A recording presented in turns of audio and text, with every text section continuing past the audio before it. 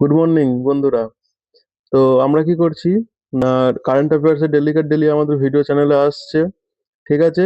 তো আজকে আমরা কি করব না, এই যে 2025-এর ডিসেম্বর মাসে যে যে কারেন্ট অ্যাফেয়ার্স গুলো মেন ছিল সেগুলো আমরা আলোচনা করব। এই ভিডিও ডেসক্রিপশনে পিডিএফ থাকবে। সেই পিডিএফ এ কি থাকবে না, questions plus theory rate wise সেখানে দেওয়া থাকবে। ঠিক আছে। দেখো, আমি যদি পুরো মাসটা থিওরি করাতে যাই তাহলে কি ভিডিও অনেক লম্বা হয়ে যাবে।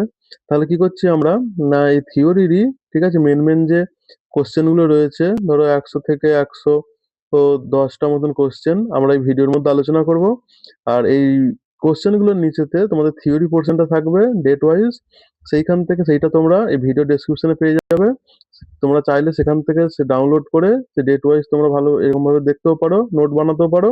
আর নাহলে তোমরা কোশ্চেন গুলো দেখতে থাকো, কোশ্চেন গুলো সঙ্গে সঙ্গে আলোচনা করতে যাবো, সেইগুলোকেও তোমরা নোট করতে থাকো। ঠিক আছে। চলো দেখে নেওয়া যাক আজকের প্রশ্নগুলো। দেখো, প্রথমেই আমাদের প্রশ্ন কি আছে না, cyber security and digital governments থেকে প্রশ্ন এসছে। 1 নম্বর প্রশ্নটা আমাদের কি বলেছে, the telecommunication cyber security amendment rule, telecommunication cyber security amendment rule 2025 were enforced by which authority, মানে কোন অথরিটি এদিকে এই telecommunication cyber security amendment rule 2025 এটাকে অ্যামেন্ড করেছে, অথরিটিটাকে লাগু করেছে কে না, এটাকে লাগু করে হচ্ছে কে না, ডিপার্টমেন্ট অফ টেলিকমিউনিকেশন, ডিওটি। এই ডিপার্টমেন্ট অফ টেলিকমিউনিকেশনটা কি না, ডিপার্টমেন্ট অফ টেলিকমিউনিকেশন হচ্ছে কি না, গভর্নমেন্টের আমাদের সেন্ট্রাল গভর্নমেন্টের টেলিকম রিলেটেড যেসব কাজকর্ম হয় সেটির হচ্ছে মেন সংস্থাই হচ্ছে ডিওটি বা ডিপার্টমেন্ট অফ টেলিকমিউনিকেশন।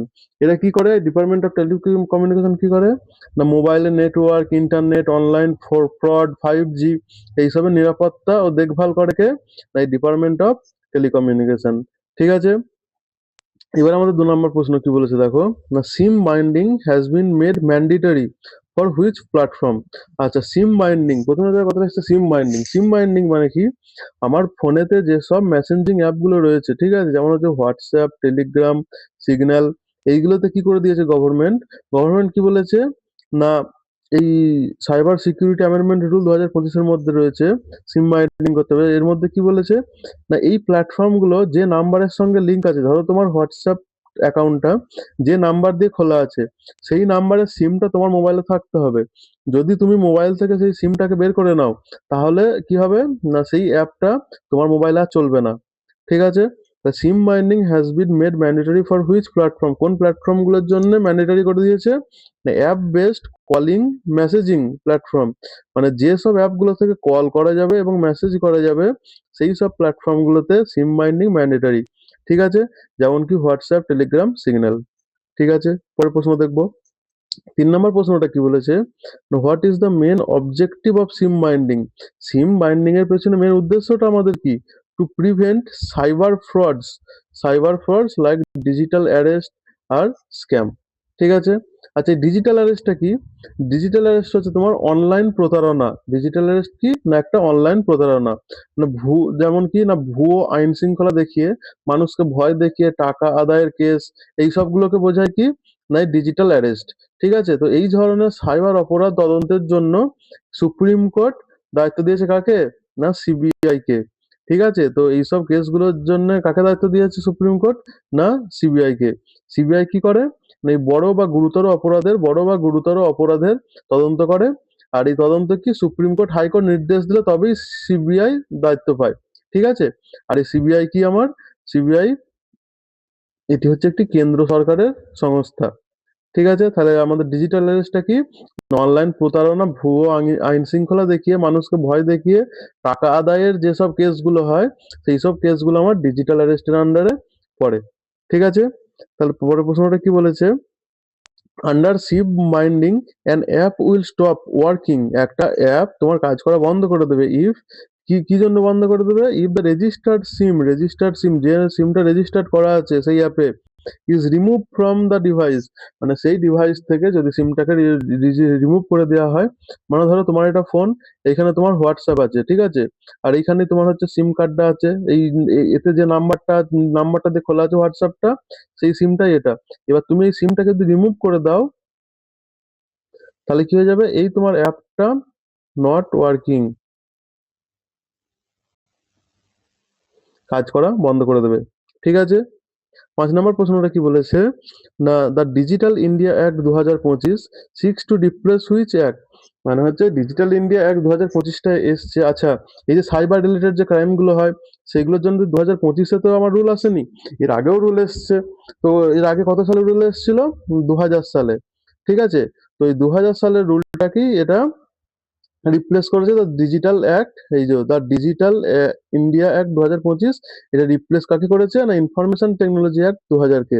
ঠিক আছে? কাকে রিপ্লেস করেছে না ইনফরমেশন টেকনোলজি অ্যাক্ট ২০০০ কে রিপ্লেস করেছে। ঠিক আছে? পরের প্রশ্ন বলছে the supreme court empowers which agency to investigate digital arrest case? তোমাদের আগেই বললাম যে ডিজিটাল অ্যারেস্ট কি না, অনলাইন প্রতারণা করে যেসব মানুষকে ভয় দেখিয়ে যেসব টাকা ইনকাম করা হয় বা টাকা আদায়ের যেসব কেসগুলো হয় সেগুলোকে আমরা ডিজিটাল অ্যারেস্ট বলি। আর এই ডিজিটাল অ্যারেস্টের এইসব কেসগুলো কে তদন্ত করে? এই তদন্ত করে সিবিআই। সিবিআই কি না একটি কেন্দ্র সরকারের সংস্থা। আচ্ছা, যখন এবার এরা হচ্ছে নিজে থেকেই সেই কেসগুলোর তদন্ত করতে পারে না, তো তাদের কি হাইকোর্ট বা সুপ্রিম কোর্ট যখন আদেশ দেবে তারপরেই সিবিআই সেই কেসেতে কাজ করতে পারবে। ঠিক আছে? Central bureau of investigation. ঠিক আছে? আর এটি সিবিআই কত সালে স্থাপন করা হয়? আচ্ছা, সিবিআই কত সালে স্থাপন করা হয়? এটা করা হয় ১৯৬৩ সালে এস্টাবলিশড হয়। আর এর হেডকোয়ার্টার কোথায়? না, এর হেডকোয়ার্টার হচ্ছে নিউ দিল্লি। এখনকার এই সিবিআই এর চেয়ারম্যান কে? এখন সিবিআই এর চেয়ারম্যান হচ্ছে শ্রী প্রবীণ সুদ। শ্রী প্রবীণ সুদ।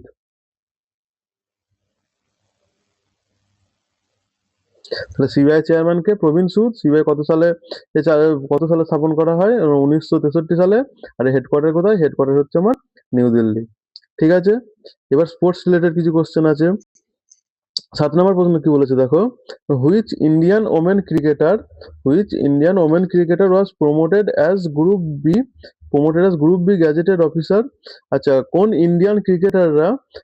ইন্ডিয়ান মহিলা cricketer group B gazetted officer পদে কি হয়েছে না প্রমোটেড হয়েছে? ঠিক আছে? কে কে প্রমোট হয়েছে? না, প্রতিকা রাওয়াল, স্নেহ রানা, আর হচ্ছে কে রেণুকা সিং ঠাকুর। ঠিক আছে? আচ্ছা, Virat Kohli score 53rd ODI century in which year? 53তম সেঞ্চুরি করেছে বিরাট কোহলি কোন সালে? না ২০২৫ সালে। ঠিক আছে?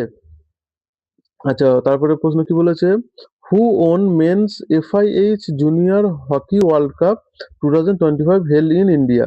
জার্মানি। আচ্ছা, এফআইএইচ জুনিয়র হকি ওয়ার্ল্ড কাপটা কি? না, এফআইএইচ হচ্ছে কি? এফআইএইচ হচ্ছে তোমার international hockey tournament. FIH junior hockey, এটা হচ্ছে একটা ইন্টারন্যাশনাল হকি টুর্নামেন্ট। ঠিক আছে? এটাকে আয়োজন কে করে? আয়োজন করে হচ্ছে এফআইএইচ। এই জুনিয়র হকি টুর্নামেন্টের আয়োজন কে করে? না, এফআইএইচ। এফআইএইচ এর ফুল ফর্ম কি? International hockey federation. এটা কি না ইন্টারন্যাশনাল হকি ফেডারেশন। এই ইন্টারন্যাশনাল হকি ফেডারেশন এই জুনিয়র হকি ওয়ার্ল্ড কাপ এদিকে করে। ঠিক আছে? হোস্ট করে। আচ্ছা, এই যে হকি ২০২৫ হয়েছিল, এটা কোথায় হয়েছিল? না, এটি ইন্ডিয়াতে হয়েছিল। আর এখানে উইনার কে? জার্মানি। আচ্ছা, এখানে জার্মানি। আর ফাইনাল, তাহলে ফাইনাল কার কার মধ্যে হয়েছিল? জার্মানি আর কার মধ্যে হয়েছিল? জার্মানি আর স্পেনের মধ্যে হয়েছিল। আচ্ছা, এখানে বলে রাখি না, সেমিফাইনালে সেমিফাইনালে ইন্ডিয়া আর হচ্ছে জার্মানি, ইন্ডিয়া জার্মানির মধ্যে খেলা হয়, সেখানে ইন্ডিয়াকে হারিয়ে জার্মানি ফাইনালে উঠেছে। ঠিক আছে? আর এই FIH junior hockey world cup ২০২৫-এ ইন্ডিয়ার র্যাঙ্ক কত ছিল? ইন্ডিয়া সেখানে র্যাঙ্ক হয়েছিল 3rd। ঠিক আছে? তারপর প্রশ্ন কি বলেছে? ১০ নম্বর প্রশ্ন বলেছে who was recommended for major Dhyanchand খেল রত্ন অ্যাওয়ার্ড ২০২৫? ২০২৫-এর মেজর ধ্যানচাঁদ খেল রত্ন অ্যাওয়ার্ড কে পেয়েছে? না, পেয়েছে হার্দিক সিং। আচ্ছা, এই মেজর ধ্যানচাঁদ অ্যাওয়ার্ড খেল রত্ন অ্যাওয়ার্ডটা কি? এই যে মেজর, এ বাবা, এই যে মেজর ধ্যানচাঁদ খেলরত্ন অ্যাওয়ার্ড, এই মেজর ধ্যানচাঁদ খেলরত্ন অ্যাওয়ার্ডটা কি? এইটা হচ্ছে তোমার না সর্বোচ্চ স্পোর্টস সম্মান ইন্ডিয়াতে, সর্বোচ্চ স্পোর্টস সম্মান। এটা কি মেজর ধ্যানচাঁদ খেলরত্ন অ্যাওয়ার্ড কি না সর্বোচ্চ স্পোর্টস সম্মান? এটা কাদের দেওয়া হয়? না, যারা আন্তর্জাতিক পর্যায়ে অসাধারণ পারফরমেন্স করে দেখায়, যারা আন্তর্জাতিক পর্যায়ে বা ইন্টারন্যাশনালে মানে ভালো পারফরমেন্স করে তাদের ঘরে এই মেজর ধ্যানচাঁদ খেলরত্ন অ্যাওয়ার্ড দেওয়া হয়। আচ্ছা, মেজর ধ্যানচাঁদ খেলরত্ন অ্যাওয়ার্ড এর আগে কি নাম ছিল? এর আগের নাম ছিল রাজীব গান্ধী। এর আগের নাম কি ছিল? রাজীব গান্ধী খেলরত্ন অ্যাওয়ার্ড।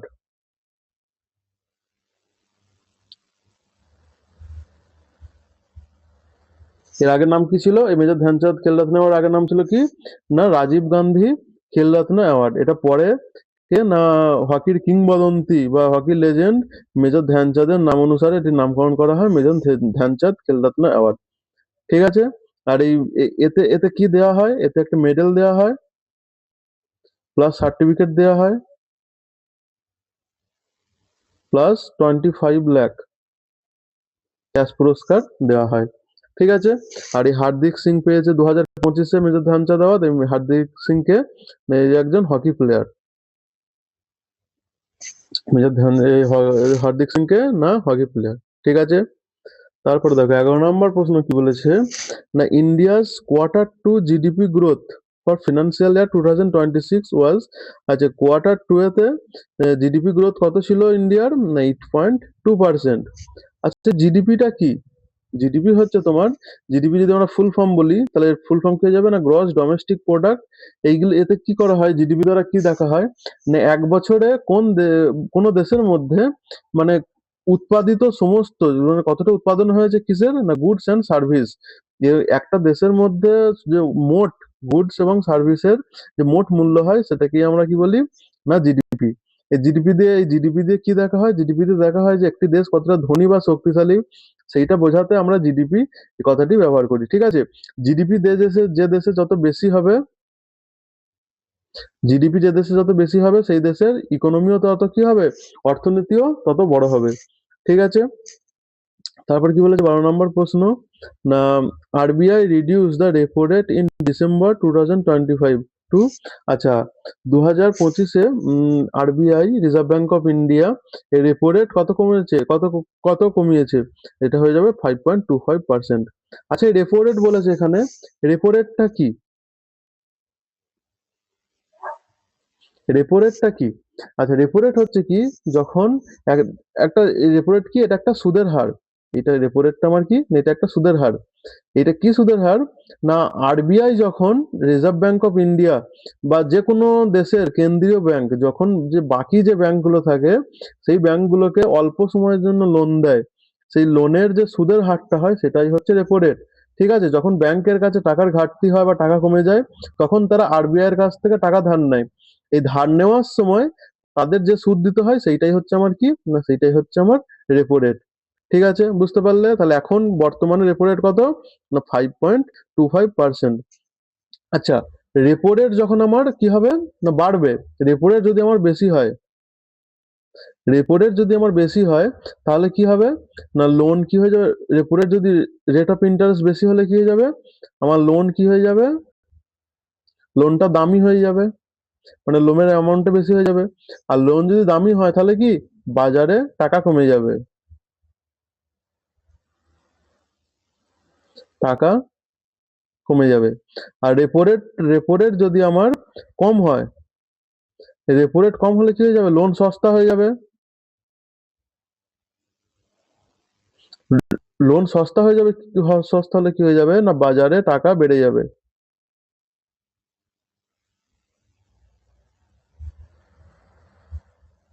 বাড়বে।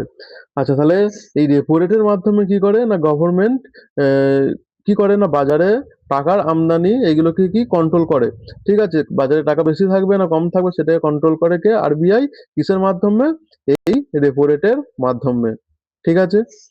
তারপরে প্রশ্ন কি বলেছে দেখো, তারপরে প্রশ্ন বলেছে RBI shifted its monetary policy stance to accommodative. আচ্ছা, RBI shifted its monetary policy stance to accommodative. আচ্ছা, অ্যাকোমোডেটিভ এই কথাটার মানে কি? অ্যাকোমোডেটিভ স্টেট এটার মানে হচ্ছে যে অর্থনীতিতে টাকা প্রবাহ বাড়ানো, অর্থনীতিতে টাকা প্রবাহ বাড়ানো, মানে টাকার প্রবাহ আমি অর্থনীতিতে আমাদের ইকোনমিতে বাড়াচ্ছি। এর জন্য কি হবে না এতে সুদের হার কম কম হবে। এটা করতে গেলে আমার কি করতে হবে না সুদের হার কম করতে হবে, মানে হচ্ছে এই রেপো রেট আমার কম করতে হবে। ঠিক আছে? এটা কেন করা হয়? এটা এটা করা হয় হচ্ছে কি না বাজার দর সস্তা করা, ঠিক আছে, বিনিয়োগ বাড়ানো, ঠিক আছে। আর এই সিদ্ধান্তগুলো কে নেয়? এই সিদ্ধান্তগুলো নেয় হচ্ছে আরবিআই। তাহলে আরবিআই শিফটেড ইট মনিটারি পলিসি টু অ্যাকোমোডেটিভ। যেহেতু এখানে রেপো রেট যদি কম হয় তাহলে এটা কি হয়ে যাবে? অ্যাকোমোডেটিভ। ঠিক আছে। তারপরে দেখো প্রশ্নটা কি বলেছে, who announce the repo rate cut in December 2025? কে অ্যানাউন্স করেছে? অ্যানাউন্স কে করে? এটিকে কন্ট্রোল কে করে? আরবিআই। তাহলে কে করবে? না আরবিআই এর গভর্নর করবে। আরবিআই গভর্নর শক্তিকান্ত দাস এটি কি করেছে? অ্যানাউন্স করেছে। ঠিক আছে। 15 নম্বর প্রশ্ন কি বলেছে, India's first water positive airport. India's first, আচ্ছা আর একটা প্রশ্ন তোমাদের বলে দিই, এই যে আরবিআই আরবিআই করে চিল্লাচ্ছে এখানে, আরবিআই কি? না আরবিআই রিজার্ভ ব্যাংক অফ ইন্ডিয়াতে কত সালে স্থাপিত করা হয়? না 1935 সালে এটি স্থাপন করা হয়। আর এর হেডকোয়ার্টার আগে ছিল কলকাতায়, ঠিক আছে, এখন এর হেডকোয়ার্টার কোথায় হয়ে গেছে? না মুম্বাই। ঠিক আছে। তারপরে প্রশ্ন কি বলেছে 15 নম্বর, India's first water positive airport is. India's first water positive airport, আচ্ছা ওখানে কথাটা দেখো, ওয়াটার পজিটিভ এয়ারপোর্ট, ঠিক আছে। ওয়াটার পজিটিভ এয়ারপোর্ট মানে কি? মানে হচ্ছে তোমার যে বিমানবন্দরটি যত বেশি জল ব্যবহার করে, ধরো কোনো একটা বিমানবন্দর আছে, এই বিমানবন্দরটা কি যত বেশি জল ইউজ করছে তার থেকেও বেশি জল কি করছে? তার থেকেও বেশি জল সে সংরক্ষণ করছে, এবং কি না এই যে ইউজড জল হচ্ছে সেই ইউজ জলগুলোকে আবার কি রিইউজ করছে বা পুনর্ব্যবহার করছে, সংরক্ষণ করছে এবং পুনর্ব্যবহার করছে। যতটা ইউজ করছে তার থেকে বেশি সে কি করছে? রিইউজ বা পুনর্ব্যবহার করছে এবং সংরক্ষণ করছে। তাহলে ইউজের থেকে যদি পুনর্ব্যবহার বা সংরক্ষণ বেশি হয় সেটাকে, সেই জন্য আমরা কি বলছি না ওয়াটার পজিটিভ এয়ারপোর্ট। তাহলে ইন্ডিয়ার প্রথম ওয়াটার পজিটিভ এয়ারপোর্ট কি? না ইন্দিরা গান্ধী ইন্টারন্যাশনাল এয়ারপোর্ট, দিল্লি। ঠিক আছে। তাহলে ইন্ডিয়ার ফার্স্ট ওয়াটার পজিটিভ এয়ারপোর্ট কি? না ইন্দিরা গান্ধী ইন্টারন্যাশনাল এয়ারপোর্ট, দিল্লি। ঠিক আছে। আচ্ছা এখানে ইন্দিরা গান্ধী ইন্টারন্যাশনাল এয়ারপোর্ট কি করে? না এরা কি করে? রেন ওয়াটার হারভেস্টিং করে, ঠিক আছে। এছাড়াও কি করে? ওয়েস্ট ওয়াটার ট্রিটমেন্ট করে। আর কি করে? না ওয়াটার গ্রাউন্ড ওয়াটার রিচার্জ বাড়ায়। ঠিক আছে। তারপরে প্রশ্ন দেখবো, তারপরে প্রশ্ন কি ইন্টারন্যাশনাল অর্গানাইজেশনাল সামিটস থেকে কোশ্চেন গুলো। 16 নম্বর প্রশ্ন কি বলেছে, ইন্ডিয়া ওয়াজ রি elected to the IMO council under which category? IMO council, ঠিক আছে। আইএমও কাউন্সিলটা কি? আইএমও কাউন্সিল হচ্ছে একটা কি international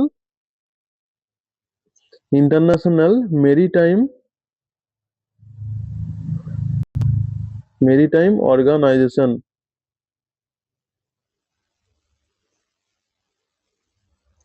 international maritime organization, IMO. এই আইএমও কি এর হচ্ছে re-elected as IMO council under which category? কোন ক্যাটাগরি আন্ডারে করে? না ক্যাটাগরি বি। ঠিক আছে। এখানে মেম্বার যে কান্ট্রি গুলো থাকে, এই ইন্টারন্যাশনাল মেরিটাইম অর্গানাইজেশনের যে মেম্বার কান্ট্রি গুলো থাকে, সেই মেম্বার কান্ট্রি গুলোকে তিনটা ভাগে ভাগ করা হয়। একটা হচ্ছে এ টাইপ, একটা হচ্ছে বি টাইপ, আর একটা হচ্ছে সি টাইপ। এই বি টাইপ কোনগুলো হয়? মানে যাদের কি বি টাইপ হচ্ছে যাদের মেজর ইন্টারেস্ট থাকে কোথায়? না ইন্টারন্যাশনাল মেরিটাইম ট্রেড। ইন্টারন্যাশনাল যে মেরিটাইম ট্রেড হয় এই ট্রেডের মধ্যে যাদের ইন্টারেস্ট থাকে, তাহলে মেরিটাইম ইন্টারেস্ট থাকে, তারাই হচ্ছে কি কোন আন্ডারে চলে আসে? না ক্যাটাগরি বি এর আন্ডারে চলে আসে। তাহলে ভারতের এখানে কোন ক্যাটাগরির মধ্যে পড়ে? না ভারত এখানে ক্যাটাগরি বি এর মধ্যে পড়ে। ঠিক আছে। 17 নম্বর প্রশ্নের মধ্যে কি বলেছে, না UNESCO headquarter is located at. ইউনেস্কোর হেডকোয়ার্টার কোথায়? ইউনেস্কো হেডকোয়ার্টার হচ্ছে প্যারিস, ফ্রান্সে। আচ্ছা এই ইউনেস্কো কি? ইউনেস্কো ইউনেস্কো কি? ইউনেস্কো হচ্ছে কি একটা ওয়ার্ল্ড, এই ইউনেস্কো ইউনেস্কো কি? না ইউনেস্কো হচ্ছে একটি জাতিসংঘের একটি সংস্থা বা ইউনাইটেড নেশনের একটি সংস্থা। এর ফুল ফর্ম কি? United Nation education education scientific and কি না cultural organization. United Nation educational science and cultural organization. এর হেডকোয়ার্টার কোথায়? না প্যারিস, ফ্রান্সে। ঠিক আছে। এটি কি কাজ করে? না শিক্ষা, উন্নয়ন এবং বিজ্ঞান গবেষণা, সংস্কৃতি, ঐতিহ্য এই সবগুলো নিয়ে কাজ করে। ঠিক আছে। যে বিশ্বজুড়ে যে মানে গোটা পৃথিবী জুড়ে যে ওয়ার্ল্ড হেরিটেজ সাইট, তোমরা বারবার শুনবে যে world heritage site world heritage site যেগুলো আছে, সেই ওয়ার্ল্ড হেরিটেজ সাইটের যে তোমার ওই ট্যাগ দেয়, ঠিক আছে, এবার সেগুলো করা হয়, সংরক্ষণ করা হয়। ঠিক আছে। চিহ্নিত ওয়ার্ল্ড হেরিটেজ সাইট চিহ্নিত করা এবং সেইটার হচ্ছে সংরক্ষণ করা, এগুলো কার কাজ? না এগুলো ইউনেস্কোর কাজ। ঠিক আছে। এই ইউনেস্কো কত সালে তৈরি হয়? না এটি তৈরি হয় সালে। ঠিক আছে, এর মেম্বার কান্ট্রি কতগুলো? এর মেম্বার কান্ট্রি হচ্ছে তোমার 190 প্লাস এর মেম্বার কান্ট্রি। তারপরে কি বলেছে 18 নম্বর প্রশ্নে কি বলেছে, India was re-elected as UNESCO's executive board for which tenure. আচ্ছা, ইউনেস্কোর এক্সিকিউটিভ বোর্ডে ইন্ডিয়া কত কত কোন টার্মের জন্য রি ইলেক্টেড হয়েছে? না 2025 থেকে 2029। ঠিক আছে, 19 নম্বর প্রশ্নটা কি বলেছে, which country is partner of the nation of hornbill festival. আচ্ছা, হর্নবিল ফেস্টিভ্যাল 2025-এর কোন দেশ পার্টনার হয়েছে? না সুইজারল্যান্ড। আচ্ছা, হর্নবিল ফেস্টিভ্যালটা কি? এই হর্নবিল ফেস্টিভ্যালটা কোথায় হয়? না এটি হয় তোমার হচ্ছে নাগাল্যান্ডে।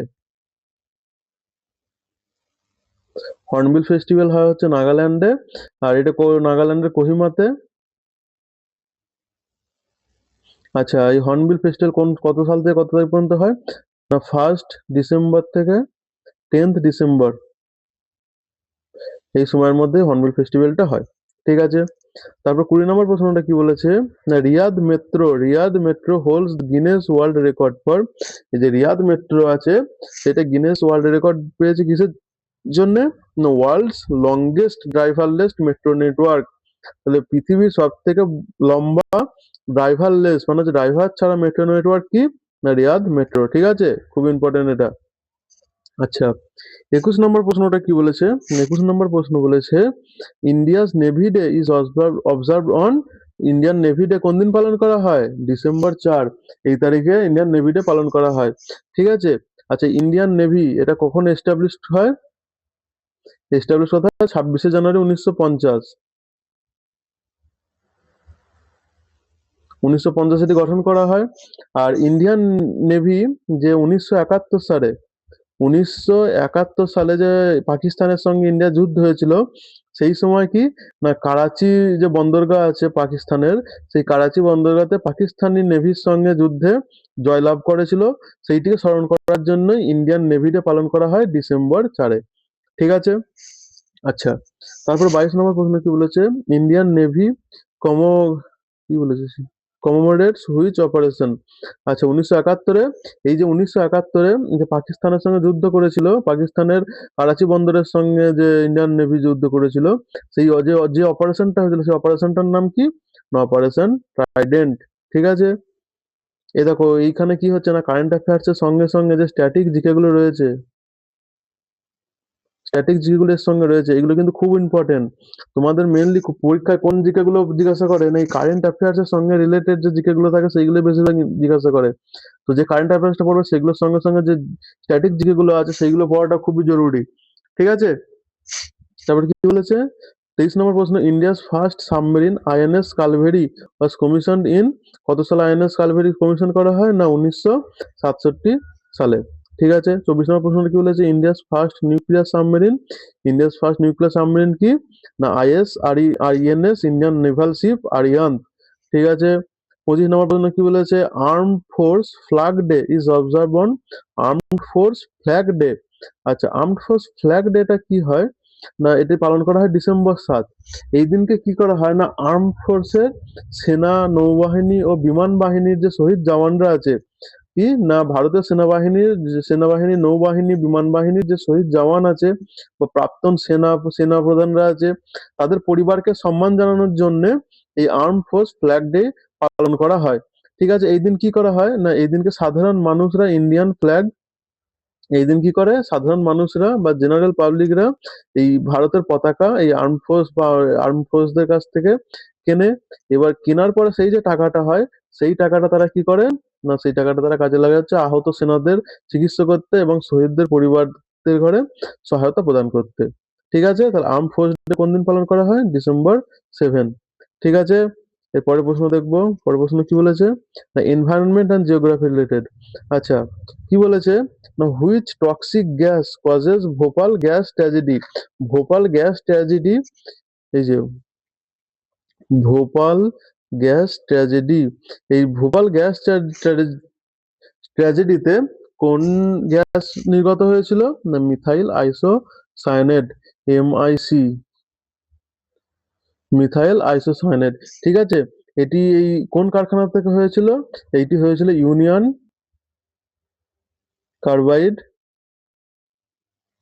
India, United carbide India limited, এই কোম্পানি থেকে এই গ্যাসটি মিথাইল আইসোসায়ানাইড গ্যাসটি নির্গত হয়েছিল। ঠিক আছে, union carbide India limited, Bhopal gas tragedy. ঠিক আছে, তারপরে যে 2 থেকে এটা কোন সময় হয়েছিল না 2-3 ডিসেম্বরে। আচ্ছা, তারপর 27 নম্বর কি প্রশ্ন কি বলেছে, Chhattisgarh first Ramsar site is, ছত্তিশগড়ের প্রথম রামেসার সাইট কি না কোপরা রিজার্ভার, ছত্তিশগড়ের প্রথম রামেসার সাইট কি কোপরা রিজার্ভার। আচ্ছা, এই রামেসার সাইট বলেছে, এই রামেসার সাইট কি, এই রামেসার সাইট হচ্ছে আসলে কি না, এগুলো একটা জলাভূমি যেগুলো কি আন্তর্জাতিকভাবে গুরুত্বপূর্ণ হিসাবে স্বীকৃতি দেওয়া হয়েছে। আচ্ছা, যে জলাভূমিগুলোকে আন্তর্জাতিকভাবে আন্তর্জাতিকভাবে গুরুত্বপূর্ণ হিসাবে স্বীকৃতি দেওয়া হয়েছে সেইগুলোকে আমরা রামেসার সাইট বলি। তো সেরকম জলাভূমি কি ছত্তিশগড়ের হচ্ছে কোপরা রিজার্ভার হচ্ছে, এটা হচ্ছে রামেসার সাইট, আর এটা হচ্ছে কি ছত্তিশগড়ের first reservoir, first first Ramsar site. আচ্ছা, রামেসার সাইট কি না 1971 সালে রামেশ্বর শহরে একটা রামেশ্বর কনভেনশন সাইন হয়। ঠিক আছে, সেই রামেশ্বর কনভেনশনে কি করা হয়, এই রামেশ্বর শহরে হয়েছিল কনভেনশনটা, সেই জন্য সেখান থেকে নাম চলে এসেছে সেগুলোর কি রামেশ্বর সাইট। ঠিক আছে। আচ্ছা, এই রামেশ্বর সাইটে কি ঘোষণা করা হয়, এতে ঘোষণা করা হয় জলাভূমি সংরক্ষিত, এর মানে মেন কাজ কি যাতে কোনো জলাভূমি সংরক্ষিত থাকে। ঠিক আছে, সেখানে কি পাখি ও জীব বৈচিত্র্য যাতে সেখানে রক্ষা পায়, এছাড়াও কি না জল ও পরিবেশের ভারসাম্য বজায় থাকে। এইগুলো দেখা হয় কোথায় না রামেশ্বর সাইটে। আচ্ছা, রামেশ্বর সাইটের পার্ট হয়েছিল ইন্ডিয়া কবে না 1982-তে ইন্ডিয়া হচ্ছে রামেশ্বর সাইটের পার্ট হয়েছিল। ঠিক আছে, তারপর 28 নম্বর প্রশ্ন কি বলেছে, সাইক্লোন দ্বিতীয় দ্বিতীয় ওয়াজ কন্ট্রিবিউটেড বাই হুইচ কান্ট্রি। আচ্ছা, কোন কান্ট্রি এর নাম দিয়েছিল, ঠিক আছে দ্বিতীয়, এটার নাম দিয়েছিল কে না সৌদি আরবিয়া। ঠিক আছে, এই সৌদি এই যে সাইক্লোন দ্বিতীয় কি, এটি হচ্ছে একটা কি আরবিয়ান সাগরে গঠিত একটি ঘূর্ণিঝড়। ঠিক আছে, আরব সাগরে বা আরবিয়ান সি, আরব সাগরে উৎপন্ন হওয়া একটা ঘূর্ণিঝড় এইটা দ্বিতীয়। ঠিক আছে, তারপর 29 নম্বর প্রশ্ন কি বলেছে না international mountain day 2025 theme focused on কি না ইন্টারন্যাশনাল মাউন্টেন ডে 2025 হয়েছিল, এর থিম কি ছিল, এর থিম কি ছিল না গ্লেসিয়ার্স। ঠিক আছে, এটা কবে পালন করা হয়, এটি পালন করা হয় ইন্টারন্যাশনাল মাউন্টেন্স ডে, এটি পালন করা হয় ডিসেম্বরের 11 তারিখ পালন করা হয়। ঠিক আছে, 30 নম্বর প্রশ্ন কি বলেছে, highest peak entirely within India is, মানে হচ্ছে যে ভারতের যে সর্বোচ্চ শৃঙ্গগুলো রয়েছে এই সর্বোচ্চ শৃঙ্গগুলোর মধ্যে এন্টায়ারলি ইন ইন্ডিয়া মানে হচ্ছে কি পুরোটাই যেটা রয়েছে পুরোটাই আমাদের ভারতের মধ্যে অবস্থিত, বর্ডারে নয়। ঠিক আছে, সেই রকম entirely within India highest peak কি হয়ে যাবে না নন্দা দেবী। ঠিক আছে, এছাড়াও কেটু রয়েছে, আমাদের কেটু রয়েছে সর্বোচ্চ পিক, কিন্তু এই কেটু বা কাঞ্চনজঙ্ঘাটা কি না ভারত নেপাল বর্ডারে অবস্থিত, সেই জন্য এটি অ্যান্সার হবে না, আমাদের অ্যান্সার কি হয়ে যাবে না নন্দা দেবী। নন্দা দেবী হচ্ছে হাইয়েস্ট পিক ইন্ডিয়া, যেটা কি এন্টায়ারলি উইদিন ইন্ডিয়া, পুরোটাই ভারতের মধ্যে অবস্থিত। ঠিক আছে। আচ্ছা, 31 নম্বর প্রশ্ন কি বলেছে না 31 নম্বর প্রশ্ন বলেছে world AIDS day is observed on, আচ্ছা ওয়ার্ল্ড এইডস ডে কবে পালন করা হয় না ডিসেম্বর 1-এ। এইডস কি, এইডস এর ফুল ফর্ম কি না অ্যাকোয়ার্ড ইমিউনো ডেফিসিয়েন্সি সিনড্রোম। ঠিক আছে, অ্যাকোয়ার্ড ইমিউনো ডেফিসিয়েন্সি সিনড্রোম,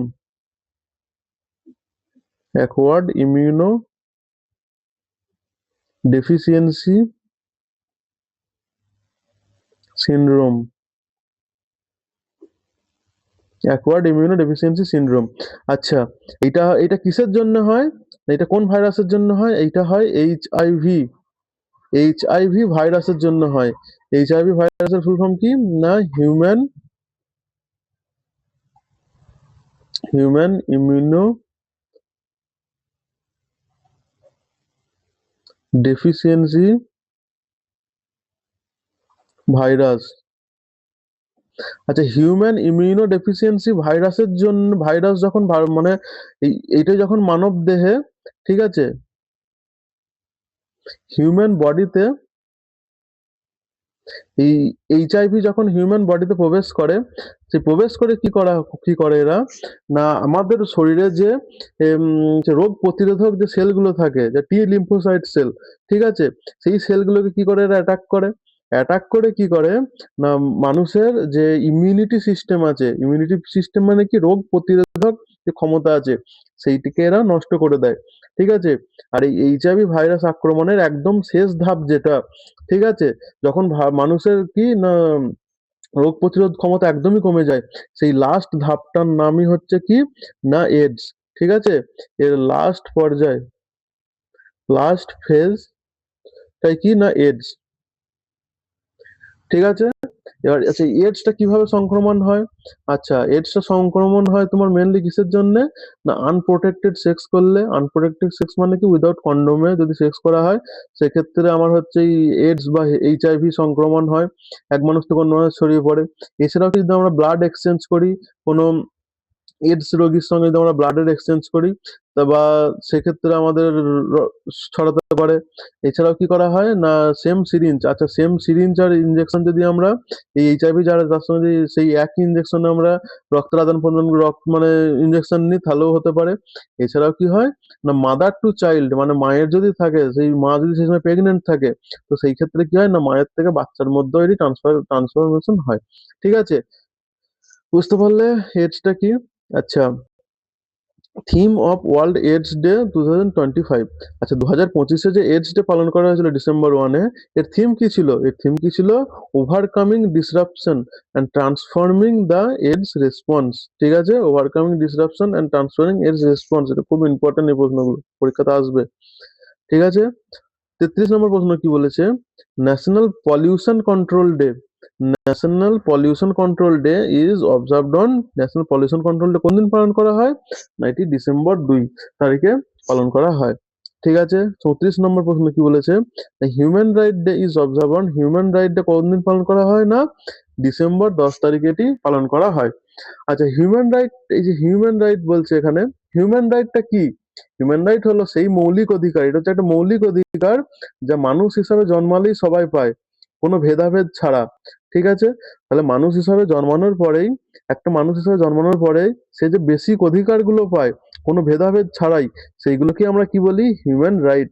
এই হিউম্যান রাইটের মধ্যে কি কি না, কোন মানব অধিকারগুলো রয়েছে, যেমন জীবনের অধিকার, কি রয়েছে, জীবনের অধিকার, আচ্ছা মত প্রকাশের অধিকার, ঠিক আছে, আমার যে মত সেটা আমি প্রকাশের অধিকার বা স্বাধীনতা, ঠিক আছে, তারপর কি শিক্ষার অধিকার, এছাড়াও কি কাজের অধিকার, আর হচ্ছে কি ধর্ম পালনের স্বাধীনতা, আমি যে কোনো ধর্ম পালন করতে পারি, সেটা আমার সেটা স্বাধীনতা, ঠিক আছে। তাহলে এগুলো হচ্ছে আমার এই হিউম্যান রাইটের হচ্ছে বা মানবের অধিকারগুলোর মধ্যে হচ্ছে মেন কি কি, না জীবনের অধিকার, মত প্রকাশের স্বাধীনতা, শিক্ষার অধিকার, কাজের অধিকার এবং ধর্ম পালনের স্বাধীনতা, ঠিক আছে।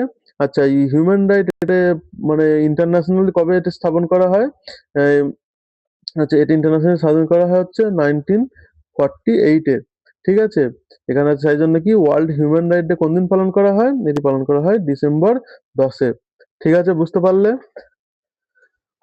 তারপরে প্রশ্ন কি বলেছে, 35 নম্বর প্রশ্ন বলেছে, universal declaration of human right was adopted in, আচ্ছা universal declaration of human right adopted কোন দিন করা হয়েছিল, কোন সালে, না 1948 সালে করা হয়েছিল, ঠিক আছে।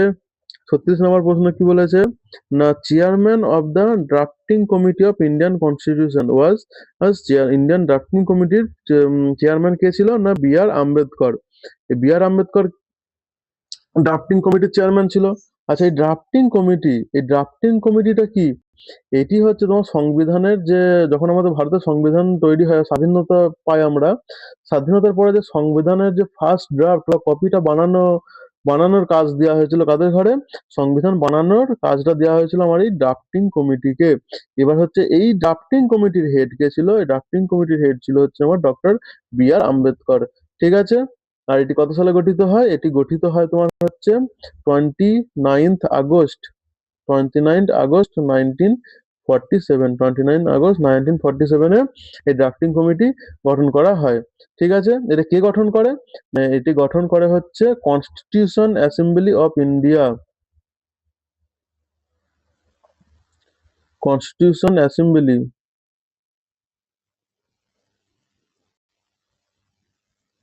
এই ড্রাফটিং কমিটি কে গঠন করে? না কনস্টিটিউশনাল অ্যাসেম্বলি অফ ইন্ডিয়া। ঠিক আছে? আর এই ডক্টর বি আর আম্বেদকরকে কি বলা হয়? এই ডক্টর বি আর আম্বেদকরকে বলা হয় ফাদার অফ ইন্ডিয়ান কনস্টিটিউশন। ঠিক আছে? ফাদার অফ ইন্ডিয়ান ভারতীয় সংবিধানের জনক কাকে বলা হয়? ভারতীয় সংবিধানের জনক বলা হয় এই ডক্টর বি আর আম্বেদকরকে। ঠিক আছে?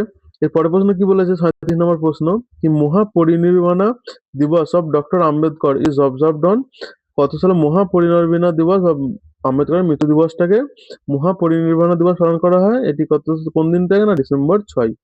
ঠিক আছে? আর বলছে India's first digital census conducted in কত সালে? কোন সাল ভারতের ডিজিটাল সেন্সাস হবে? 2027 হবে। লাস্ট কবে হয়েছিল? লাস্ট হয়েছিল 2011-তে। ঠিক আছে? এবার 2021-এ হওয়ার কথা ছিল, কিন্তু কোভিড এর জন্য আর সেই সময় কি আরো অনেক ইন্টারনাল প্রবলেম ছিল, সেই জন্য এটা হওয়া সম্ভব হয়নি। এবার নেক্সট কবে হবে এটা? না 2027-এ। আচ্ছা, ফার্স্ট যে সেন্সাস হয়েছিল 1881-তে, এইটি কার আন্ডার, কোন কার সময় হয়েছিল? না গভর্নর জেনারেল লর্ড রিপনের সময় হয়েছিল। ঠিক আছে? তারপর 40 নম্বর প্রশ্ন কি বলেছে? One nation one election committee was headed by, এই যে ওয়ান নেশন ওয়ান ইলেকশন মানে দেশের যে এক সময় কি হয় না, এক সময় আমাদের রাজ্য আলাদা আলাদা ভোট হয়, কখনো আমরা কি দিই না হচ্ছে সেন্ট্রাল ইলেকশন বা লোকসভা ভোট হয়, তারপর আমাদের কি হয় বিধানসভা, রাজ্যের জন্য বিধানসভা ভোট হয়। ঠিক আছে? এই আলাদা আলাদা সময় আলাদা আলাদা ভাবে ভোট হয়, এর ফলে কি হয় না খরচাও বাড়তে থাকে। না সেন্ট্রাল যখন লোকসভা ভোট হয় তখন এক খরচা, তারপরে আবার কি না আবার তারপরে যখন বিধানসভা হয় সেই খরচা, সেই সব খরচা বাড়তে কোথা থেকে আসে? আমাদের সব ট্যাক্সের পয়সা থেকে সেগুলো সব হচ্ছে।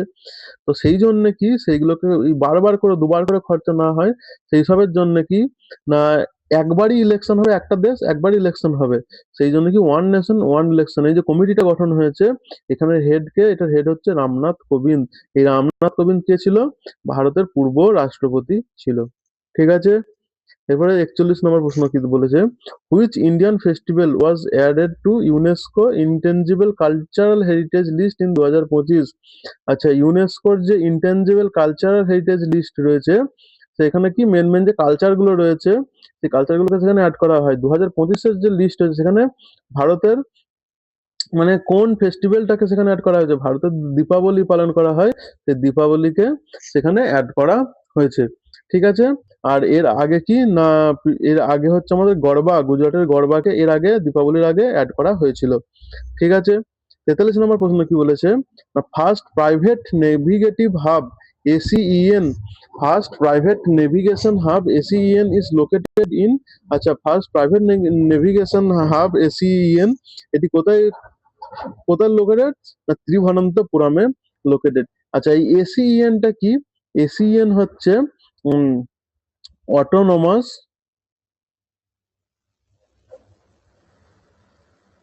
অটোনোমাস কন্ট্রোল অ্যান্ড ইভলিউশন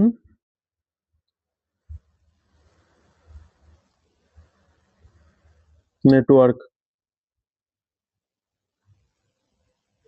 এই এসিএন কি না autonomous control and evaluation network. এটি কি না ভারতের প্রথম প্রাইভেট নেভিগেশন হাব। ভারতের প্রথম প্রাইভেট নেভিগেশন হাব কি না এসিইএন। এটি কোথায় অবস্থিত? এটি তিরুবনন্তপুরমে অবস্থিত। ঠিক আছে? 44 নম্বর প্রশ্ন কি বলেছে? না পিএনবি's ফার্স্ট ফিমেল ব্র্যান্ড অ্যাম্বাসেডর মানে প্রথম মহিলা ব্র্যান্ড অ্যাম্বাসেডর কে? হরমনপ্রীত কৌর। ঠিক আছে? ভারতীয় ওমেন্স ক্রিকেট টিমের ক্যাপ্টেন। আচ্ছা, পেটা ইন্ডিয়া পার্সন অফ দ্য ইয়ার 2025 কে? না পেটা ইন্ডিয়া পার্সন অফ দ্য ইয়ার হচ্ছে 2025 হচ্ছে রবিনা টন্ডন। ঠিক আছে? আচ্ছা, পেটা, এই পেটা কি? পেটা হচ্ছে আমার pupil for the ethical treatment of animal. PETA কি না পিউপিল ফর এথিক্যাল এথিক্যাল যে ট্রিটমেন্ট অফ অ্যানিমাল। পেটা কি না পেটা হচ্ছে আমার people for ethical treatment of animal. এইটার যে পার্সন অফ দ্য ইয়ার কে? না রবিনা টন্ডন। আচ্ছা, এই পেটা কি কাজ করে?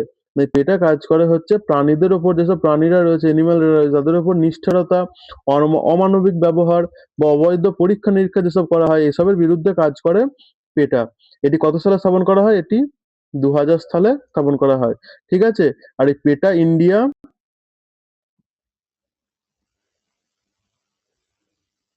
পেটা ইন্ডিয়ার হেডকোয়ার্টার কোথায়? হেডকোয়ার্টার হচ্ছে মুম্বাই।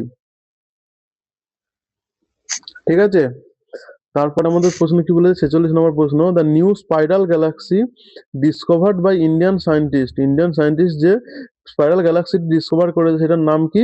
না আলাকনন্দা। ঠিক আছে। আচ্ছা, ওমেন্স কবাডি ওয়ার্ল্ড কাপ 2025 এর উইনার কে?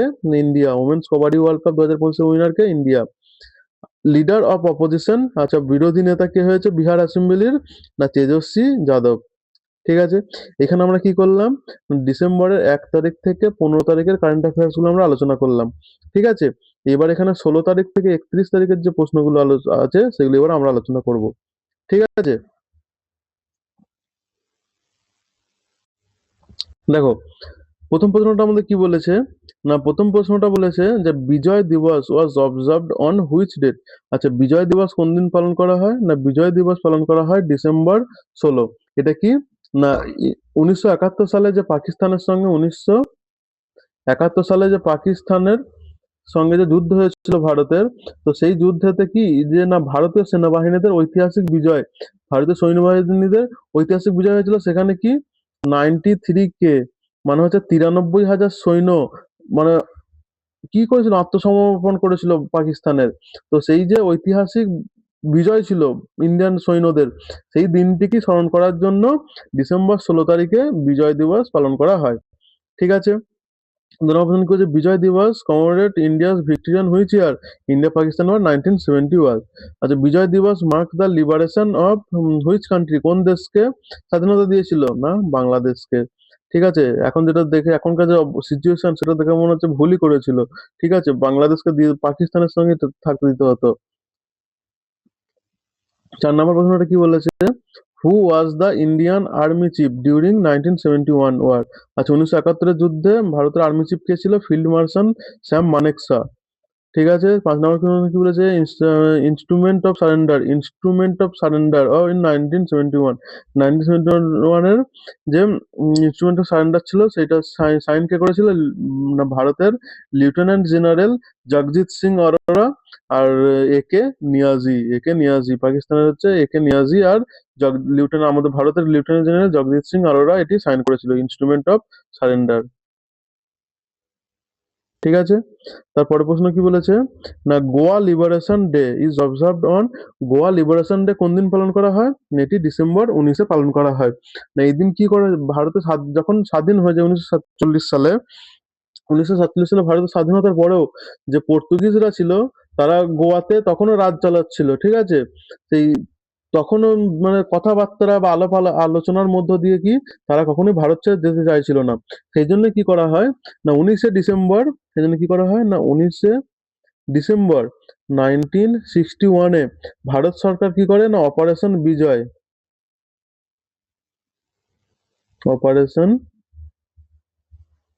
অপারেশন বিজয় করে।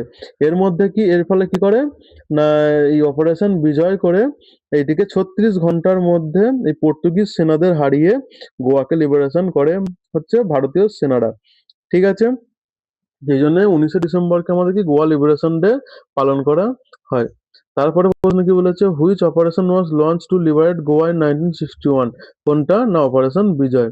আচ্ছা, তারপরে 8 নম্বর প্রশ্ন কি বলেছে, বীর বাল দিবস ইজ অবজার্ভড অন, বীর বাল দিবস কোন দিন পালন করা হয়? এটি পালন করা হয় 26 ডিসেম্বর। 26 ডিসেম্বর কেন পালন করা হয়, বীর বাল দিবস কেন পালন করা হয়? না এটি হচ্ছে সাহেব দুজন ছিল, হচ্ছে কি আমাদের দশম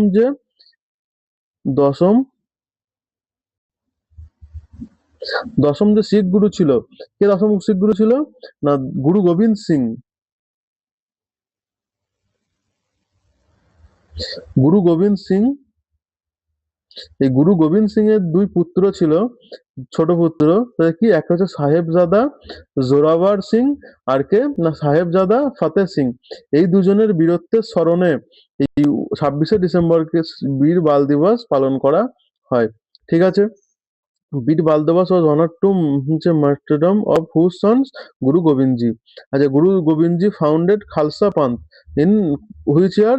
1699। আচ্ছা, খালসা পান্থ চালু করেছিল খালসা পন্থ চালু করেছিল হচ্ছে গুরু গোবিন্দ সিং। আচ্ছা, এই খালসা পন্থটা কি? খালসা পন্থ হচ্ছে একটা কি শিখ ধর্মের একটি বিশিষ্ট ধর্মীয় সম্প্রদায়, ঠিক আছে? তো এইখানে হচ্ছে এদের কাজ কি ছিল? এই খালসা পন্থের কাজ কি ছিল? না অন্যায়ের বিরুদ্ধে রুখে দাঁড়ানো, এছাড়াও কি ধর্ম ও ন্যায় রক্ষা করা, এছাড়াও কি সাহস ও শৃঙ্খলা গড়ে তোলা, ঠিক আছে? এদের যে সদস্য হতো সেই সদস্যদের কি বলা হতো? এদের সদস্যদের বলা হতো খালসা শিখ, খালসা শিখ বলা হতো, ঠিক আছে? আর এর পাঁচজন যে প্রথম পাঁচজন ছিল তাদের কি বলা হতো? না প্রথম যে পাঁচজন ছিল এদের ঘরে বলা হতো কি পাঁচ পিয়ারে, পাঁচ পিয়ারে, ঠিক আছে? আর 5K এদের মধ্যে ছিল, এই খালসা পন্থের মধ্যে কি ছিল? 5K। এই 5K এর মধ্যে প্রথম কে কি? প্রথম কে হচ্ছে কেস।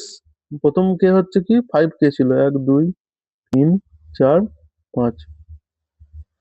প্রথম কে কি ছিল? কেস, মানে চুল কাটা যাবে না। আচ্ছা, 2 নাম্বার কি ছিল? KANGH, কাঙ্গা, মানে হচ্ছে কাঠের চিরুনি ব্যবহার করতে হবে, ঠিক আছে? তারপরে কি ছিল? কাড়া। কাড়া কি? এটা একটু লোহার বালা। তারপর হচ্ছে কি কিরপান। কিরপান এটা কি? না তলোয়ার। আর কি ছিল? না KCHE, কাচরা। এটা কি এক ধরনের বিশেষ পোশাক। তাহলে এই 5K এগুলো কার আন্ডারে ছিল? এগুলো ছিল খালসা পন্থের আন্ডারে, ঠিক আছে? তারপরে 11 নম্বর প্রশ্ন আমাদের কি বলেছে? 11 নম্বর প্রশ্ন বলেছে India's first bullet train trial run began in, আচ্ছা কোন রান করা হবে কোন সালে? যে ফার্স্ট বুলেট ট্রেন, না আগস্ট 2027-এ, ঠিক আছে? তো ফার্স্ট অপারেশন সেকশন মানে হচ্ছে কোন সেকশনটি, যে এতটা যে হবে, ধরো এখান থেকে এতটা বুলেট ট্রেন হবে, তাহলে এইখানের মধ্যে একটা ছোট সেকশন সেটা অপারেশনাল হবে বা সেটিকে কাজ করা চালু করবে কোন সময়? না হচ্ছে চালু করবে কোন সময় বুলেট ট্রেনে? সেটা হচ্ছে সুরাট বিলমোড়া, সুরাট থেকে বিলমোড়া পর্যন্ত এটি হচ্ছে ফার্স্ট অপারেশনাল সেকশন বুলেট ট্রেনের জন্য। এই বুলেট ট্রেনের ম্যাক্সিমাম স্পিড কত থাকবে? বুলেট ট্রেনের ম্যাক্সিমাম স্পিড থাকবে 320 কিলোমিটার/ঘন্টা, যেখানে আমাদের নর্মাল ট্রেনগুলো কত যায়? ম্যাক্সিমাম হচ্ছে রাজধানী ফাজধানী আমরা যদি বলি বা হচ্ছে বন্দে ভারত যদি বলি, ম্যাক্সিমাম 120 থেকে 140, ঠিক আছে, কিলোমিটার/আওয়ার এখানে যাবে। এর ফলে কি হচ্ছে? বুলেট ট্রেন আসছে, বুলেট ট্রেন কত ম্যাক্সিমাম স্পিডে যাবে? না 320 কিলোমিটার/ঘন্টা, ঠিক আছে? 14 নম্বর প্রশ্ন কি বলেছে? না এই যে বুলেট ট্রেন আসবে সেইটার টেকনোলজি পার্টনার কে? টেকনোলজি পার্টনার হচ্ছে সিঙ্কিনসেন টেকনোলজি, এটা কি জাপানের টেকনোলজি, ঠিক আছে? 15 নম্বর প্রশ্ন কি বলেছে? Which organization is executing the bullet train project? কোন অর্গানাইজেশন বুলেট ট্রেন প্রজেক্টটাকে এক্সিকিউট করছে? National high speed rail corporation limited, NHSRCL, ঠিক আছে? National high speed rail corporation limited. এই রিলেটেড কোশ্চেনগুলো খুব ইম্পর্টেন্ট, তোমাদের পরীক্ষাতে আসবে। তারপরে 16 নম্বর প্রশ্ন কি বলেছে? The bullet train project was crossed the percentage of complete, কত পার্সেন্ট কমপ্লিট হয়েছে? না 55% কমপ্লিট হয়েছে। তারপর কি বলেছে? না Vande Bharat sleeper train connects New Delhi to, আচ্ছা বন্দে ভারতের যে স্লিপার ট্রেন হবে, স্লিপার ট্রেন কি জানো? বন্দে ভারতের যে নর্মাল ট্রেনগুলো এখন হয়েছে সেগুলো আমাদের চেয়ার কার, সেগুলো দেখি বসে বসে যাওয়া যায়। আর বন্দে ভারতের যে স্লিপার ট্রেনগুলো আছে সেগুলো কি না, এইগুলো দেখো যে বন্দে ভারত ট্রেনগুলো চলে মোটামুটি কি 600-700 কিলোমিটারের যাত্রাপথ করে, সেটা 6 ঘন্টা 7 ঘন্টার মধ্যে হয়ে যায়, মানুষ বসে বসে যায়।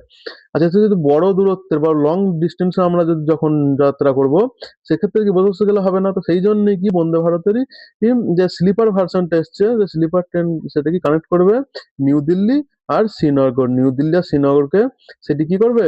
না কানেক্ট করবে। এই হচ্ছে এটা কি যে আচ্ছা আচ্ছা বন্দে ভারত, এবার যদি আমরা বলি বন্দে ভারত হচ্ছে কত সালে এসেছিল? বন্দে ভারত ট্রেনগুলো চালু হয়েছিল হচ্ছে, সরি, 2019 সালে চালু করা হয়েছিল। আর সেই সময় বন্দে ভারতের ট্রেনগুলোর নাম কি ছিল? না ট্রেন 18, ঠিক আছে? ফার্স্ট ট্রেন কোথায় চলেছিল? ফার্স্ট ট্রেন চলেছিল হচ্ছে তোমার নিউ দিল্লি থেকে বারাণসী, নিউ দিল্লি থেকে বারাণসী। আচ্ছা বন্দে ভারত ট্রেনগুলো কে তৈরি করে? না ICF Chennai, integrated coach factory Chennai এইগুলোকে তৈরি করে, ঠিক আছে? আচ্ছা তারপরে প্রশ্ন কি বলেছে? দা নিউ দিল্লি শ্রীনগর যে বন্দে ভারত ট্রেনগুলো যাবে সেগুলো ক্রস করবে কোন ব্রিজকে? চেনাব ব্রিজ।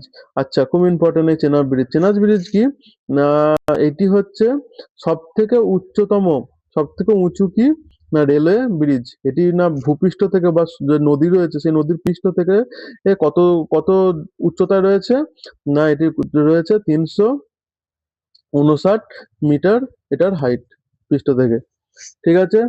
আচ্ছা, তারপরে প্রশ্ন কি বলেছে না, Chenab bridge is famous for being world highest railway bridge. World highest railway bridge. আচ্ছা, তারপরে কি হচ্ছে অমৃত ভারত ট্রেন। অমৃত ভারত ট্রেনগুলো কি? আর mainly design for Amrit Bharat ট্রেনগুলো কেন তৈরি করেছে? এটা বন্দে অমৃত ভারত ট্রেনগুলো হচ্ছে এটা কি non AC passenger train using push-pull technology. Non AC এগুলো কি হয়, নন এসি স্লিপার কোচ এগুলো কিসে অমৃত ভারত ট্রেনগুলো তৈরি কেন করা হয়েছে? এফোর্ডেবিলিটি, এরা কি অ্যাফোর্ডেবল বা কম খরচে হবে এবং কম খরচে মানুষজন যাতে মডার্ন রেলের যে ট্রাভেল করার অনুভূতি সেটি পায়, সেই জন্যই অমৃত ভারত ট্রেনগুলো হয়েছে। এইগুলো কি নন এসি স্লিপার, এতে কোনো এসি থাকে না, এগুলো কি sleeper plus general, sleeper plus general এই অমৃত ভারত ট্রেনগুলি। ঠিক আছে, 21 নম্বর প্রশ্ন কি বলেছে, what is the unified railway super app launch in 2025? 2025-এ যে ইউনিফাইড রেলওয়ে সুপার অ্যাপ তৈরি করা হয়েছে সেটার নাম কি? রেল সহায়ক।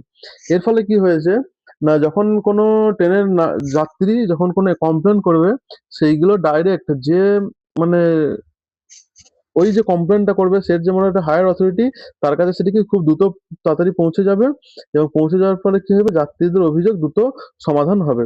সেই জন্য কি হয়েছে, রেল সহায়ক অ্যাপটি তৈরি করা হয়েছে। তো 22 নম্বর প্রশ্নে কি বলেছে না, hydrogen heritage train is emits mainly water vapour. আচ্ছা, হাইড্রোজেন হেরিটেজ ট্রেনগুলো কি? এগুলো হচ্ছে হাইড্রোজেন ফুয়েল সেল দিয়ে চলবে। এই হাইড্রোজেন হেরিটেজ ট্রেনগুলো কি না, কারেন্ট বা ডিজেল দিয়ে চলবে না, এগুলো কি দিয়ে চলবে না, হাইড্রোজেন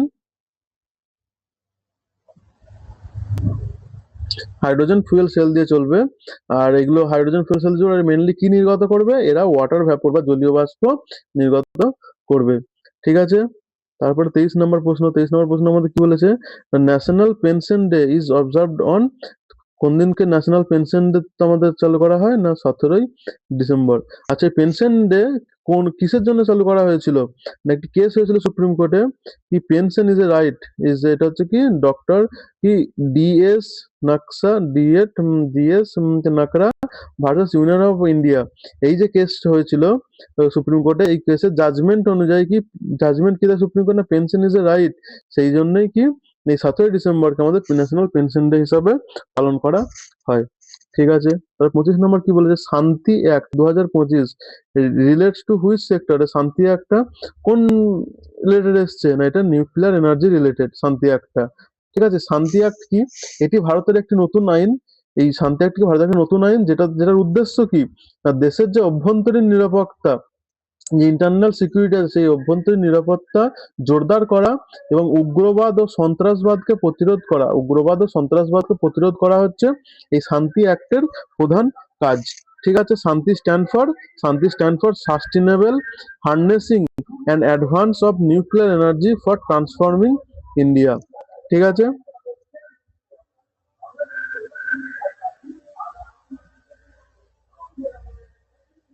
তারপরে কি বলেছে, হুইচ অ্যাক্ট রিপ্লেস আর রিস্ট্রাকচার মনরেগা ইন 2025? আচ্ছা, মনরেগা মানে কি, মনরেগা হচ্ছে Mahatma Gandhi national rural employment guarantee act. Mahatma Gandhi national rural employment guarantee act, এটি 2025 সালে রিপ্লেস করে নাম নতুন করে কি দেওয়া হয়েছে না, ভিভি গ্রাম অ্যাক্ট। এটা কি গ্রামীণ বিকশিত ভারত গ্যারান্টি রোজগার গ্যারান্টি, এটা কি নাম কি দিয়েছে, বিকশিত Bharat guarantee for Ajeevika mission. ঠিক আছে, এর মধ্যে কি চেঞ্জ করা, শুধু নাম তো চেঞ্জ করা হয়নি। আগেই মনরেগার আন্ডারে কত যেন 100 দিনের কাজ দেওয়া হতো, আর এখন এর আন্ডারে কত দেওয়া হবে, ভিভি গ্রাম অ্যাক্টের আন্ডারে 125 দিন কাজ দেওয়া হবে। ঠিক আছে, আচ্ছা, good government week is observed on 19 December 19 থেকে 25।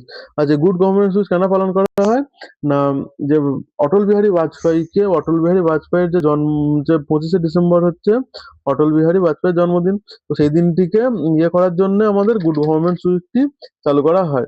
ঠিক আছে, গুড গভর্নমেন্ট ডে অবজার্ভ কোনদিন করা হয় না, ডিসেম্বর 25।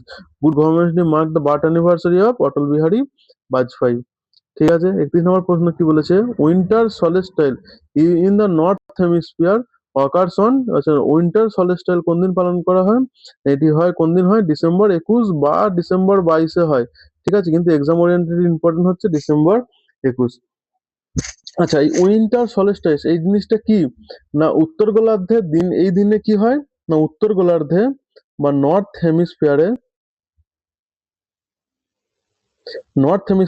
বা উত্তর গোলার্ধে কি হয় এই দিনকে সব থেকে দিন ছোট হয়, দিন ছোট হয় আর রাত সব থেকে বড় হয়। দিন সব থেকে ছোট হয় আর রাত সব থেকে বড় হয় কোন দিন হয়? না ডিসেম্বর 21-এ। আচ্ছা, এই জিনিসটা কেন হয়?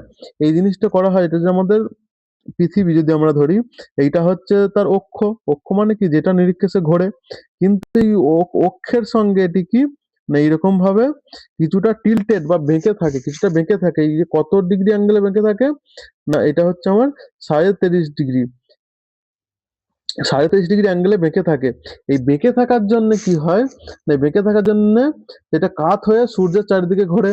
ঠিক আছে? তো এই দিন কি হয়? এই যে ২১শে ডিসেম্বর, এই সময়টাতে কি হয়? না উত্তর গোলার্ধ, এই যে উত্তর গোলার্ধটা আছে আমার, ঠিক আছে? উত্তর গোলার্ধটা কি হয়? না সূর্য থেকে সব থেকে বেশি ঝুঁকে থাকে। সূর্য থেকে সব থেকে বেশি ঝুঁকে থাকে। মানে সূর্য যেদিকে হয় তার থেকে বেশি ঝুঁকে থাকছে এদিকে। তো সূর্য থেকে বেশি ঝুঁকে থাকার ফলে কি হয়? সূর্যের যে আলো আছে সেই সূর্যের আলো সেখানে কি হয়? না কম পড়ে। এর ফলে কি হয়? না দিন সেখানে ছোট হয় এবং রাত সেখানে কি সবথেকে বড় হয়। ঠিক আছে? এই উইন্টার সলস্টিস এটা কোন দিন পালন করা হয়? না ডিসেম্বর ২১। আচ্ছা, ৩২ নম্বর প্রশ্ন কি বলেছে? On winter solstice the sun is directly overhead at আচ্ছা কোনটার উপর ডাইরেক্টলি পড়ে? ট্রপিক অফ ক্যাপ্রিকন ৩.৫০ ডিগ্রি সাউথের উপর ডাইরেক্টলি পড়ে। ঠিক আছে? ৩৩ নম্বর প্রশ্ন কি বলেছে? না ৩৩ নম্বর প্রশ্ন বলেছে দ্য আরাবল্লী range is famous for being oldest fold mountain of India. কি না আরাবল্লী রেঞ্জটা কি? ভারতের সবথেকে পুরনো ফোল্ড মাউন্টেন। ঠিক আছে? হাইয়েস্ট পিক অফ আরাবল্লী রেঞ্জের হাইয়েস্ট পিক কি? না গুরু শিখর। আচ্ছা, India's first wild shape road is located in, আচ্ছা ওয়াইল্ড শেপ রোড লোকেটেড কোথায়? না মধ্যপ্রদেশে। এই রোডটা কি? না এনএইচ ন্যাশনাল হাইওয়ে 45। ঠিক আছে? তারপর ৩৬ নম্বর প্রশ্ন কি বলেছে? সাহিত্য একাডেমি যুব পুরস্কার is awarded two which writer? কোন লেখক পেয়েছে? আচ্ছা ওটা যে রাইটার পাবে তার এজ কত হতে হবে? না ৩৫ বছরের মধ্যে হতে হবে। আচ্ছা, ইংলিশ যুব পুরস্কার ২০২৫ এর উইনার কে? নাম অদ্ভিত কোটরি। আচ্ছা, হিন্দু যুব পুরস্কার ২০২৫ এর উইনার কে? নাম পার্থিব তির্কে। আচ্ছা, সাহিত্য একাডেমি মেন অ্যাওয়ার্ড ইংলিশে এটাকে পেয়েছে? না জেরি পিন্টো। আচ্ছা, মিস ইউনিভার্স ২০২৫ কে জিতেছে? না ফাতিমা বোস মেক্সিকোর। ঠিক আছে? ৪১ নম্বর প্রশ্ন কি বলেছে? Winner of global chess league ২০২৫, ও winner of global chess league ২০২৫ winner কে?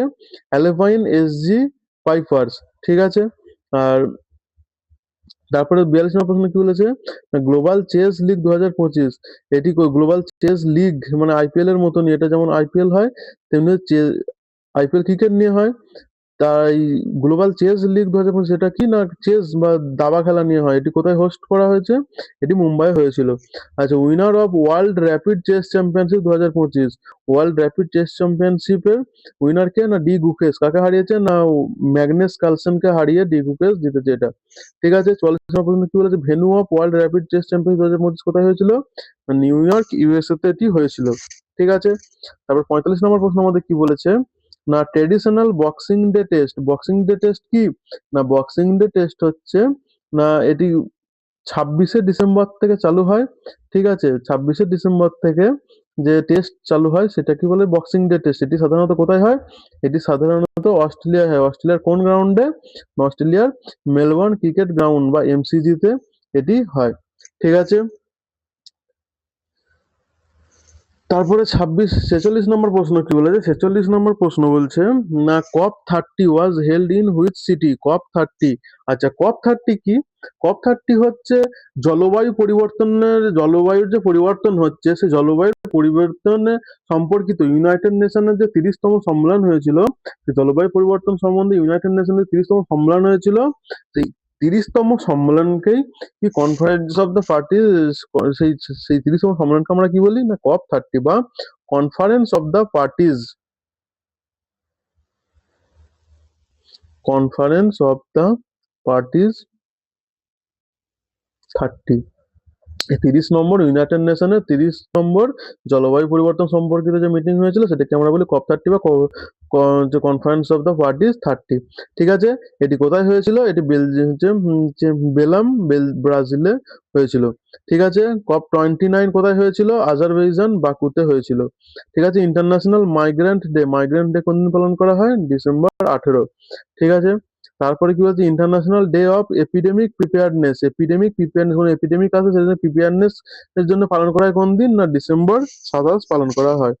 ঠিক আছে, তারপরে কি বলছে? United nation has declare 2026 as international year of কি র্যাঙ্গেল্যান্ডস অ্যান্ড প্যাস্টোরাইজ অ্যান্ড ওমেন ফার্মার। ঠিক আছে, আচ্ছা র্যাঙ্গেনেলস মানে কি?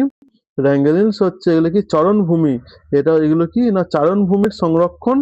আর প্যাস্টোরেট মানে কি? যারা হচ্ছে পশুপালনকারী সম্প্রদায়, পশুপালন করে সম্প্রদায়, যেসব সম্প্রদায় জীবন ধারণ করে তাদের ঘরে কি বলে? প্যাস্টোলাইটস। এবং উমেন ফার্মার্স, খুব ইম্পর্টেন্ট এটা। ঠিক আছে, তারপর 51 নম্বর প্রশ্ন কি বলেছে? Who is known as the father of Indian space program? Indian যে স্পেস প্রোগ্রাম আছে সেটার পিতা কাকে বলা হয়? Doctor Vikram Sarabhai. Doctor Vikram Sarabhai founded INCOSPAR. ইনস্কপারটা কি? ইনস্কপার হচ্ছে Indian national committee for Indian national committee for কি? Indian national committee for space research. ইনস্কপারের ফুল ফর্ম কি? Indian national committee for space research. মানে এখন কি আছে? এখন আমাদের আছে ISRO, Indian space research organization. এর আগে কি ছিল? আগে সেটা কি ছিল? ইনস্কোপার, যেটির ফাউন্ডার কে ছিল? ডক্টর বিক্রম সারাভাই। কত সালে ফাউন্ড করেছিল এটা? 1962 সালে এটি স্থাপনা করেছিল। ঠিক আছে, তারপর 53 নম্বর প্রশ্ন কি বলেছে? না which mosquito spread malaria? Malaria কোন মসকিউটো ছড়ায় বা কোন মশা ছড়ায়? না ফিমেল অ্যানোফিলিস মসকিউটো। আচ্ছা, ইন্ডিয়াস ম্যালেরিয়া এলিমিনেশন টার্গেট কি? না 2030 এর মধ্যে ইন্ডিয়া ম্যালেরিয়া পুরোপুরিভাবে এলিমিনেট করে দেবে, এটা হচ্ছে ইন্ডিয়ার টার্গেট। ঠিক আছে, 55 নম্বর প্রশ্ন কি বলেছে? না India's urban unemployment rate in November 2025। November 2025 unemployment কত ছিল? না 4.7%। ঠিক আছে, who manage India's foreign exchange reserve? আচ্ছা, ইন্ডিয়াস যে ফরেন এক্সচেঞ্জ রিজার্ভ আছে সেটিকে ম্যানেজ করে? না RBI, reserve bank of India. আচ্ছা, তারপরে কি বলছে? Which country announce nuclear power plant on the moon? Nuclear power plant on the moon কে এটা অ্যানাউন্স করেছে? না রাশিয়া চাঁদের মধ্যে নিউক্লিয়ার পাওয়ার প্ল্যান্ট বানাবে। ঠিক আছে, আচ্ছা OPEC headquarter is located in? ওপেকটা কি? ওপেক হচ্ছে oil organization of the petroleum exporting countries. OPEC কি? Organization of the petroleum exporting countries. ঠিক আছে, এই ওপেক কত সালে তৈরি করা হয়? না 1960 সালে এটি তৈরি করা হয়।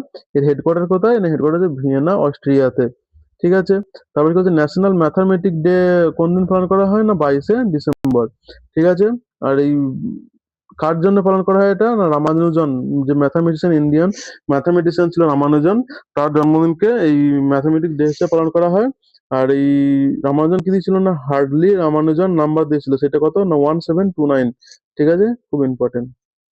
আচ্ছা, তাহলে এখানে আমরা কি না 100 থেকে 110টা মতন কোশ্চেন আমরা আলোচনা করলাম। ঠিক আছে, এতে ভিডিও অনেক লম্বা হয়ে গেছে। আচ্ছা, তোমরা যদি চাও এই ভিডিও ডেসক্রিপশনে আমার এই পিডিএফ এর লিঙ্ক দেওয়া থাকবে। সেই লিঙ্ক থেকে তোমরা কি না এই যে per day wise current affairs যেগুলো হয়েছে সেই ডিসেম্বরে, সেই কারেন্ট অ্যাফেয়ার্স গুলো তোমরা দেখে নিতে পারবে। আর সেগুলো তোমরা নোট বানাও আর তোমরা এখান থেকে পড়তে থাকো। ঠিক আছে, আজকের ভিডিও এতটাই। Thank you.